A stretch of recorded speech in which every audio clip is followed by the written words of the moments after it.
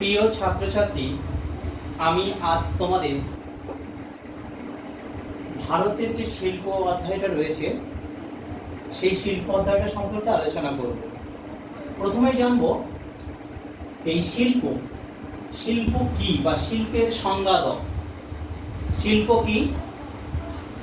মানুষ তার শ্রম এবং বুদ্ধিকে কাজে লাগিয়ে প্রকৃতি থেকে উৎপাদিত দ্রব্য, কৃষিজ বা বনজ বা বলা হয় খনিজ দ্রব্য, এগুলোকে কাঁচামাল হিসাবে ব্যবহার করে বিভিন্ন প্রযুক্তি এবং যন্ত্রের মাধ্যমে তার আকৃতি ও প্রকৃতিগত রূপ পরিবর্তন করে আরও মানুষের উপযোগী, তার গুণগত মান বৃদ্ধি করা হয় এবং ব্যবহার উপযোগী দ্রব্যে পরিণত করা হয়।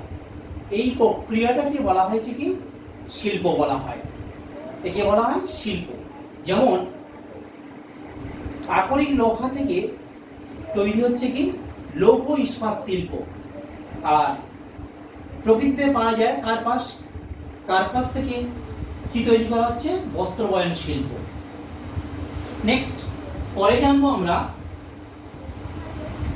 যন্ত্রশিল্প কাকে বলে। প্রাথমিক উৎপাদনের দ্বারা উৎপাদিত দ্রব্যকে আরো বেশি করে যন্ত্রের মাধ্যমে ব্যবহার করে তার গুণগত মান আরো বৃদ্ধি করা হয় এবং আরো মূল্যবান দ্রব্যে পরিণত করা হয়। সেই শিল্পকে বলা হয়েছে কি? যন্ত্রশিল্প। যেমন ইঞ্জিনিয়ারিং শিল্প, তামা শিল্প ইত্যাদি। পণ্যসূচক বা বস্তু সূচক কি? পণ্যসূচক হচ্ছে কাঁচামালের ওজন। কাঁচামালটা কি একটু আগে বলেছি যে শিল্পে মূলত প্রকৃতি থেকে উৎপাদিত যে দ্রব্যটাকে যে শিল্পে ব্যবহার করা হচ্ছে। যেমন মনে করো কাঁচা পাট বা কাঁচা কার্পাস, তাহলে সেটা হচ্ছে কাঁচামাল। ওই শিল্পের ওটা কাঁচামাল।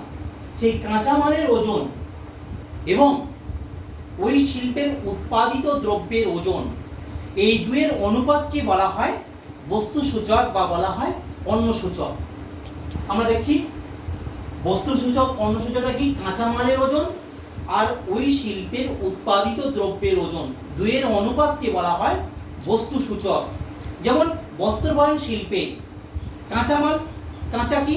কার্পাস, আর উৎপাদিত দ্রব্য কি? বস্ত্র। এই দুজনের অনুপাতকে বলা হয়েছে কি? দ্রব্য সূচক বা বলা হয় পণ্য সূচক। নেক্সট আমরা জানব বিশুদ্ধ কাঁচামাল ও অবিশুদ্ধ কাঁচামালের মধ্যে পার্থক্য, বা বিশুদ্ধ কাঁচামাল অবিশুদ্ধ কাঁচামালটা কি? পার্থক্যের মধ্য দিয়ে আমরা জেনে নেব। বলছি বিশুদ্ধ কাঁচামাল, অবিশুদ্ধ কাঁচামাল। প্রথমে বলছি সংজ্ঞা। কাকে বলা বিশুদ্ধ কাঁচামাল?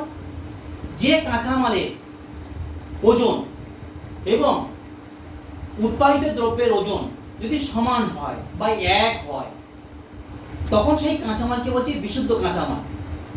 অর্থাৎ আবার বলছি, শোনো, একটা শিল্পের প্রয়োজনীয় যে কাঁচামাল যে আসছে সেই কাঁচামালের ওজন এবং ওই শিল্পের উৎপাদিত দ্রব্যের ওজন, দুয়ের অনুপাত যদি সমান হয় তখন তাকে বলছে কি? বিশুদ্ধ কাঁচামাল। এটা কার্পাস বয়ন শিল্পে লক্ষ্য করা যায়। 1 কেজি কার্পাস থেকে সম পরিমাণে কি হচ্ছে? বস্ত্র পাওয়া যায়।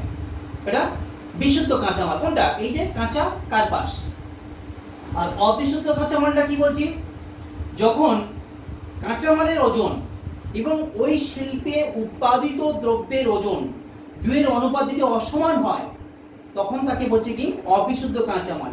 লক্ষ্য করা যায় লৌহ ইস্পাত শিল্পে, ঠিক আছে, দেখা যায় কাঁচামালের ওজন এবং উৎপাদিত দ্রব্যের ওজন অনুপাত কত হয়? এটা একের অনেক বেশি হয়ে থাকে, সেটাকে বলা অবিশুদ্ধ কাঁচামাল। নেক্সট 2 নম্বর পণ্য সূচক। এই যে পণ্য সূচক, কাঁচামালের ওজন ডিভাইড বাই উৎপাদিত দ্রব্যের ওজন। বিশুদ্ধ কাঁচামালে কি হবে? সবসময় এক হবে, কারণ সমান হবে। কাঁচামালের ওজন এবং উৎপাদিত দ্রব্যের ওজন কি হবে? দুটো সমান, অর্থাৎ এক বা এর কাছাকাছি হয়ে থাকে। আর অবিশুদ্ধ কাঁচামালের পণ্য সূচক কি? এক বা তার বেশি। দেখা গেল কাঁচামালের ওজন 3 কেজি, উৎপাদিত দ্রব্যের ওজন কত হচ্ছে? 1 কেজি, তার 3:1।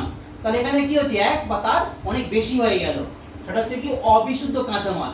যেমন লৌহ ইস্পাত শিল্পের আকরিক লোহাটা অবিশুদ্ধ কাঁচামাল। উৎস সাধারণত এই বিশুদ্ধ কাঁচামাল উৎসগুলো বেশি কৃষিভিত্তিক হয়, যেমন কাঁচা পাট, কাঁচা তুলো, এগুলো সবটা কি কৃষিভিত্তিক। আর অবিশুদ্ধ কাঁচামাল মূলত সব খনি ভিত্তিক হয়ে থাকে। দূষণ, বিশুদ্ধ কাঁচামালের সাধারণত দূষণ হয় না, ব্যবহারে শিল্পে ব্যবহারে দূষণ হয় না, কিন্তু অবিশুদ্ধ কাঁচামালে যখন কাঁচামালটা ব্যবহার করা হচ্ছে সেক্ষেত্রে দূষণ হয়ে থাকে।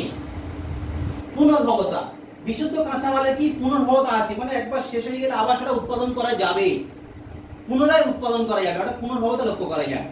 কিন্তু অবিশুদ্ধ কাঁচামাল এটা অপুনর্ভব, এই কাঁচামালটা শিল্পে একবার ব্যবহার করার পরে ওই কাঁচামালটা কি হচ্ছে প্রকৃতি থেকে আস্তে আস্তে কমে যাচ্ছে, পুনরায় উৎপাদন করা যাবে না, তাহলে এটা অপুনর্ভব কাঁচামাল। উদাহরণ, বিশুদ্ধ কাঁচামালের উদাহরণ কি, কাঁচা তুলা বা কাঁচা পাট, এগুলো উদাহরণ। অবিশুদ্ধ কাঁচামালের উদাহরণ কি বলছি আমি, লৌহ আকরিক, বক্সাইট ইত্যাদি। শিল্পের অবস্থান, বিশুদ্ধ কাঁচামালের উপর ভিত্তি করে যে শিল্পটা তৈরি করা হচ্ছে সেই শিল্পটা বাজারের কাছে গড়ে তোলা যেতে পারে, কিংবা কাঁচামাল যেখানে উৎপাদিত দ্রব্য হচ্ছে সেখানেও তৈরি করা যেতে পারে।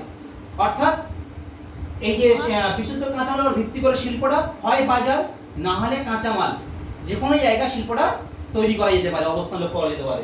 কিন্তু অবিশুদ্ধ কাঁচামালের ক্ষেত্রে অবশ্যই শিল্পটা কোথায় হবে, কাঁচামালের কাছে গড়ে তুলতে হবে, কারণ পরিবহন ব্যয়টা অনেক বেশি পড়ে যায় বলে।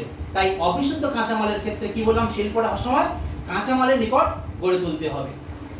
তারপরে বলছি আমি শিল্পের শ্রেণীবিভাগ।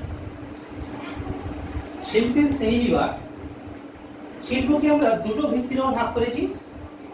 বলছি আয়তন অনুসারে, আয়তন তারা কত বড় হতে পারে শিল্পটা তার উপর ভিত্তি করে, সেটা ছোট কি বড়। ভাগ করেছি এক নম্বর হচ্ছে কুটির শিল্প, অর্থাৎ এটা খুব ছোট্ট শিল্প, ক্ষুদ্র শিল্প, খুব ছোট। এই কুটির শিল্প মূলত এটা গৃহে হয়ে থাকে, ছোট ছোট শিল্প, যেমন কি তাঁত শিল্প বা জরি শিল্প বা মৎস্য শিল্প, এগুলো হচ্ছে মূলত সব কি হচ্ছে কুটির শিল্প। ভারী শিল্প, এটা বৃহৎ আকার, ভারী শিল্প খুব বৃহৎ আকার শিল্প, খুব বড় ধরনের, যেমন কি লৌহ ইস্পাত শিল্প বা বলা হয় অ্যালুমিনিয়াম শিল্প বা বলা হচ্ছে চিনি শিল্প, কার্পাস পয়েন্ট শিল্প, চা শিল্প, এগুলো হচ্ছে সব কি তোমার হচ্ছে ভারী শিল্প বা বলা হয় লৌহ ইস্পাত শিল্প। উদাহরণ হচ্ছে লৌহ ইস্পাত শিল্প।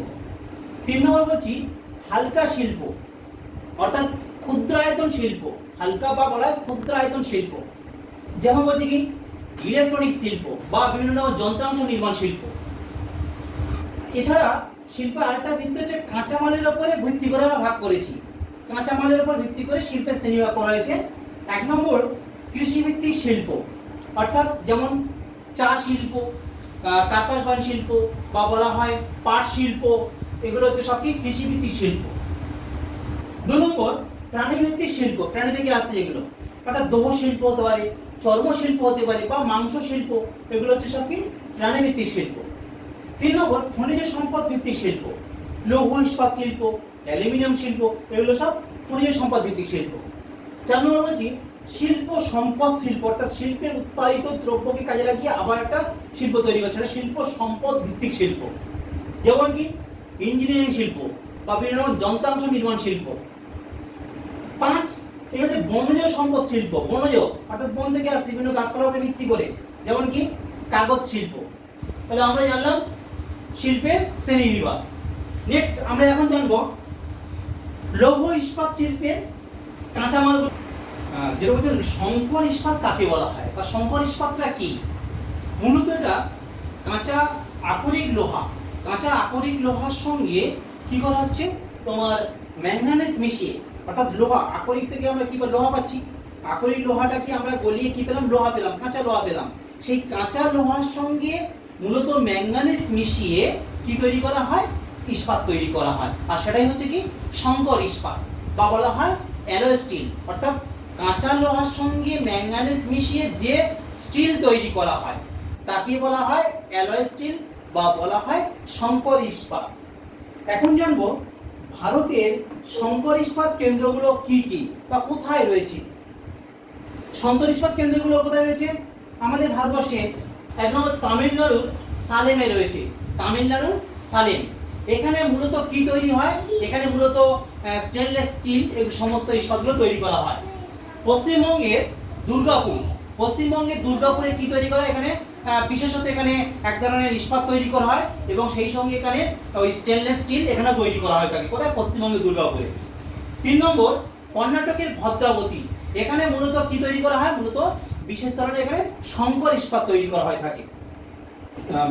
স্বাধীনতার আগে ও পরে ভারতবর্ষে স্থাপিত বিভিন্ন যে লৌহ ইস্পাত শিল্প কেন্দ্রগুলো, সেগুলো আমরা আজকে নামগুলো জানবো। প্রথমে জানবো স্বাধীনতার আগে। 1 নম্বর হচ্ছে পশ্চিমবঙ্গের কুলটি বার্নপুর, 2 নম্বর ঝাড়খণ্ডের জামশেদপুর বা বর্তমানে টিসকো বলা হয়, আর 3 নম্বর কর্ণাটকের ভদ্রাবতী। স্বাধীনতার পরে যেগুলো হয়েছে, স্বাধীনতার পরে ভারতবর্ষে যে সমস্ত লৌহ ইস্পাত শিল্প কেন্দ্রগুলো স্থাপিত হয়েছে সেগুলো হলো 1 নম্বর পশ্চিমবঙ্গের দুর্গাপুর, 2 নম্বর ঝাড়খণ্ডের বোকারো, 3 নম্বর ছত্তিশগড়ের ভিলাই, 4 নম্বর হচ্ছে অন্ধ্রপ্রদেশের বিশাখাপত্তনম, 5 নম্বর তামিলনাড়ুর সালেম, আর 6 নম্বর কর্ণাটকের বিজয়নগর।